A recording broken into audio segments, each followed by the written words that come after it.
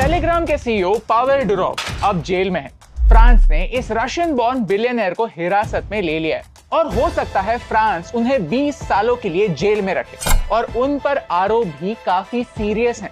Money laundering, fraud, यहाँ तक terrorism को सपोर्ट करना भी। अगर आप इंटरनेट यूज करते हैं, आपने कभी भी इलीगली मूवीज डाउनलोड की हैं या फिर कोई ऐसी लिंक फॉरवर्ड की हैं जो वेरीफाइड न्यूज ना हो, then this video is for you. इस वीडियो में हम समझेंगे कि टेलीग्राम डेंजरस क्यों हो सकता है। सरफेस लेवल पर ये लगती एक टेक स्टोरी, लेकिन असल में इसका जियोपॉलिटिक्स से कनेक्शन है, क्योंकि इस एक अरेस्ट से फ्रांस रशिया के राज चाहता है और इस एक अरेस्ट की वजह से यूएई ने फ्रांस से 80 जेट्स खरीदने की डील को होल्ड पे रख दिया है। चलिए समझते हैं इससे हमें क्या फर्क पड़ता है, क्योंकि सरकार की मनमानी से अगर दुरोव जैसा बिलियनर बच नहीं सकता तो आप और हम कौन होते हैं। अगर आपको ऐसे ही इंटरेस्टिंग टॉपिक्स पर वीडियो देखना पसंद है तो चैनल को सब्सक्राइब करना ना भूलिए। आप में से सिर्फ 30% लोगों ने ही चैनल को सब्सक्राइब किया हुआ है। ये आपके लिए तो फ्री है, लेकिन इससे हमें ऐसे ही इंफॉर्मेटिव वीडियोस बनाने का मोटिवेशन मिलता है। सबसे पहले समझते हैं कि टेलीग्राम अलग कैसे। आज टेलीग्राम को दुनिया भर में 1 बिलियन लोग इस्तेमाल करते हैं और उनका सबसे बड़ा मार्केट इंडिया ही है। इनफैक्ट सिर्फ भारत में ही 50 लाख लोग टेलीग्राम यूज करते हैं। टेलीग्राम स्पेशल है क्योंकि टेलीग्राम कोई एड्स नहीं चलाता और उनके पास सिर्फ 30 एम्प्लॉइज ही हैं। टेलीग्राम की शुरुआत 2013 में पावेल और निकोलाई दुरोव ने की। पावेल दुरोव को रशियन मार्क ज़करबर्ग भी कहते हैं। ये एक काफी कंट्रोवर्शियल इंसान है। पावेल दुरोव का जन्म सोवियत रशिया में हुआ, लेकिन वो मल्टीपल सिटीजनशिप्स होल्ड करते हैं। वो यूएई और फ्रांस के भी सिटीजन्स हैं और वो फ्रांस के सिटीजन्स हैं, इसीलिए फ्रांस की सरकार को एक रीजन ही मिल गया उन्हें अरेस्ट करने का।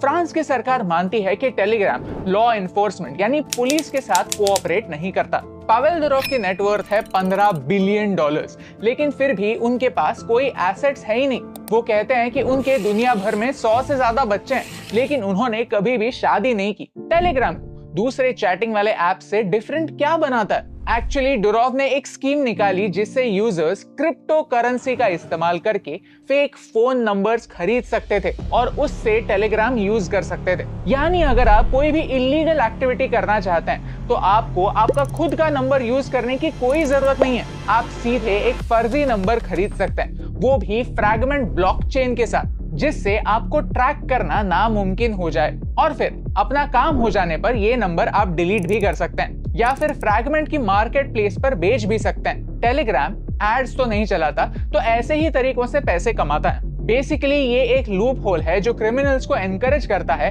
कि टेलीग्राम पर आओ और यहाँ अपना काम करो। इसीलिए आपने देखा होगा कि स्टॉक मार्केट स्कैम्स, क्रिप्टो वाले स्कैम्स और यहाँ तक स्कैम कॉल सेंटर्स के लिए रिक्रूटमेंट टेलीग्राम पर ही होती है। स्कैम कॉल सेंटर्स के बारे में हमने इस वीडियो में बात भी की है। टेलीग्राम दूसरे चैट एप्लीकेशन से अलग कैसे? जो प्रॉब्लम्स टेलीग्राम पर हैं वो व्हाट्सएप पर भी तो हो सकते हैं। टेलीग्राम अलग है क्योंकि टेलीग्राम एक अलग टाइप का एन्क्रिप्शन यूज करता है। Let me explain. व्हाट्सएप तो सभी यूज करते हैं, तो व्हाट्सएप पे किसी भी चैट में आपको ये मैसेज दिखता होगा, messages and calls are end to end encrypted. इसे E2EE कहते हैं। ये काम कैसे करता है? ये काम करता है 2 चाबियों की मदद से।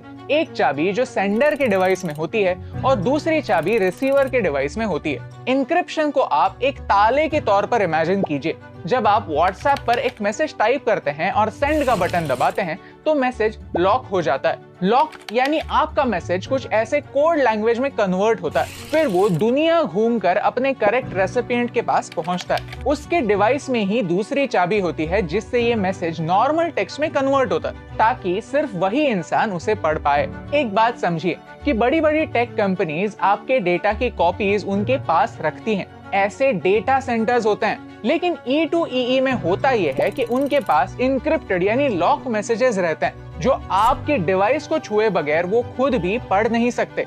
ये क्लियर हुआ? तो अब समझते हैं कि टेलीग्राम क्या करता है। टेलीग्राम प्राइवेट चैट्स के लिए एंड टू एंड एन्क्रिप्शन रखता है, लेकिन सिर्फ सीक्रेट चैट्स के लिए, जो एक फीचर है जो आपको मैन्युअली इनेबल करना पड़ता है। लेकिन साथ ही साथ उस एन्क्रिप्शन को अनलॉक करने की एक चाबी टेलीग्राम अपने पास भी रखता है। ये चाबी सरकार को चाहिए।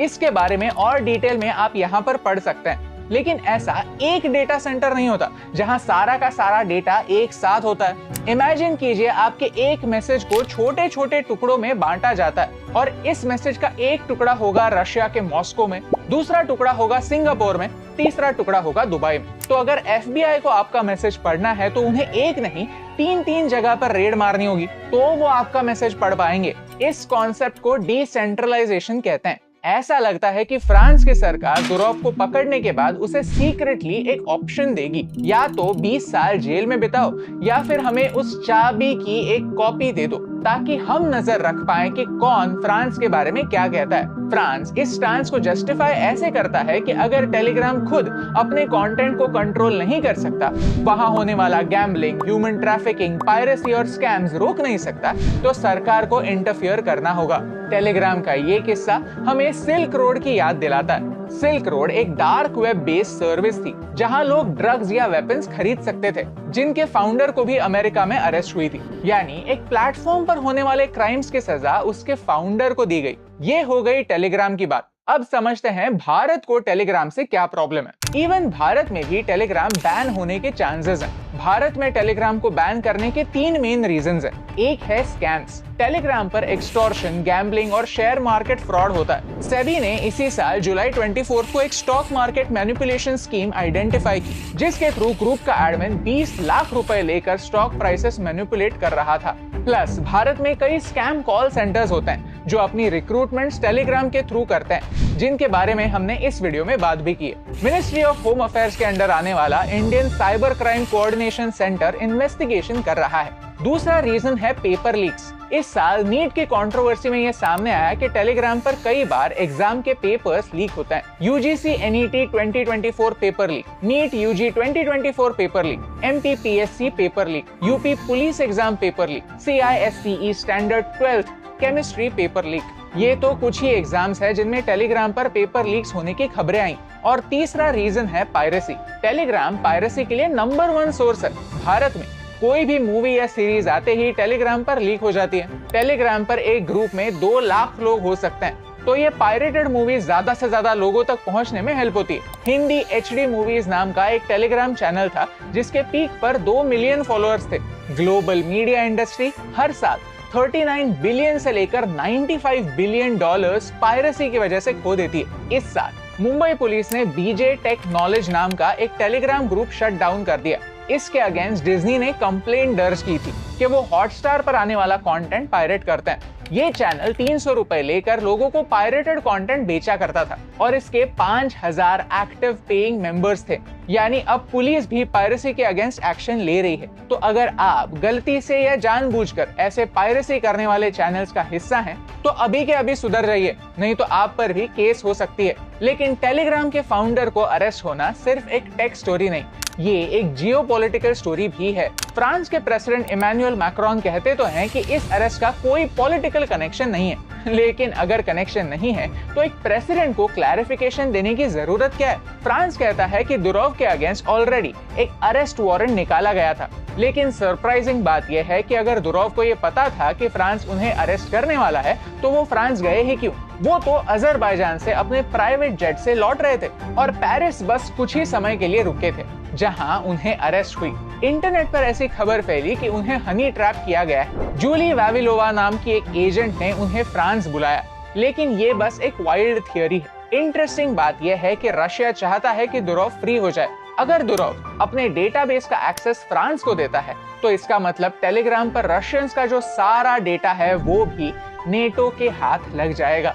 इनफैक्ट रशिया ने खुद उनका डेटा एक्सेस करने की कोशिश भी की है। 2014 में दुरोव ने फेसबुक जैसा एक ऐप स्टार्ट किया था। इस ऐप का नाम था वीकॉन्टैक्ट और वीके इट मींस कॉन्टैक्ट, जिसका डेटा एक्सेस करके रशिया यूक्रेनियन सपोर्टर्स को आइडेंटिफाई करना चाहता था। जब दुरोव ने डेटा देने से इनकार कर दिया, तो उन्हें उनकी ही कंपनी एक दूसरे रशियन कंपनी को फोर्सफुली बेचनी पड़ी और इसी सिलसिले में उन्होंने रशिया भी छोड़ा। ये इस बात का प्रूफ है कि दुनिया की सारी गवर्नमेंट्स टेक कंपनीज को कंट्रोल करना चाहती हैं, और ये सिर्फ टेलीग्राम या वीके तक लिमिटेड नहीं है।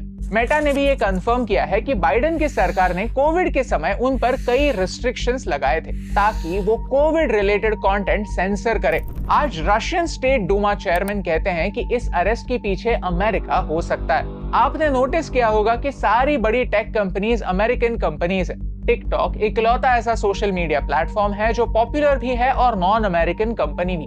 कहते हैं data is the new oil. तो कई अमेरिकन कंपनीज दूसरे सोशल मीडिया प्लेटफॉर्म्स को बड़ा होते हुए नहीं देखना चाहती। अब यहाँ दुरोव की मल्टीपल देशों की सिटीजनशिप एक कंट्रोवर्सी खड़ी कर रही है, क्योंकि वो बाय बर्थ रशियन है और अब फ्रांस और यूएई की सिटीजनशिप भी उनके पास है। यूएई के फॉरेन मिनिस्टर कहते हैं कि वो दुरोव की अरेस्ट को क्लोजली मॉनिटर कर रहे हैं और इसकी पनिशमेंट फ्रांस को ऑलरेडी मिल रही है। यूएई ने फ्रांस के साथ 80 फाइटर जेट्स खरीदने की डील की थी, जिसकी वैल्यू $10 बिलियन थी। ये कॉन्ट्रैक्ट अभी के लिए सस्पेंड हो चुका है। इलॉन मस्क जैसे टेक फाउंडर्स भी फ्रांस को सवाल पूछ रहे हैं कि फ्रांस को इस अरेस्ट के पीछे का लॉजिक एक्सप्लेन करना इंपॉर्टेंट है, क्योंकि जैसे आज दुरोव को अरेस्ट हुई है, कल जाकर इलॉन मस्क को भी हो सकती है। कुछ ही दिनों पहले हमने इस वीडियो में बताया था कि कैसे इलॉन मस्क ने कहा था कि यूके में सिविल वॉर हो सकती है और उसके बाद रायट्स भी हुए। सोशल मीडिया का बदलता हुआ सिनेरियो हम सब के लिए एक वार्निंग है कि हम सोशल मीडिया पर क्या कहते हैं इसके बारे में केयरफुल रहना ही होगा। टेलीग्राम में सिक्योरिटी इश्यूज तो हैं, लेकिन आपको क्या लगता है, क्या इन इश्यूज की वजह से टेलीग्राम के फाउंडर को अरेस्ट होना और उन्हें 20 सालों की जेल होना ठीक है? हमें कमेंट्स में जरूर बताइए। अगर आपको इस वीडियो से वैल्यू मिली, कुछ नया सीखने मिला, तो चैनल को सब्सक्राइब करना ना भूलिए, क्योंकि बदलती हुई दुनिया की इंपॉर्टेंट बातें आप तक पहुंचाने से मुझे फर्क पड़ता है। हे दोस्तों, thank you so much for watching this video till the end. अगर आपको ये वीडियो अच्छा लगा तो वो लाइक बटन प्रेस कीजिए। ऐसे ही और वीडियोस देखने के लिए चैनल को सब्सक्राइब करना ना भूलिए। अगर आप चैन की नींद सोना चाहते हैं तो ये वीडियो जरूर देखिए। अमेरिका अनलिमिटेड पैसे कैसे छापता है, ये जानने के लिए ये वीडियो जरूर देखिए। Thank you so much for watching, क्योंकि आपके सपोर्ट से हमें फर्क पड़ता है।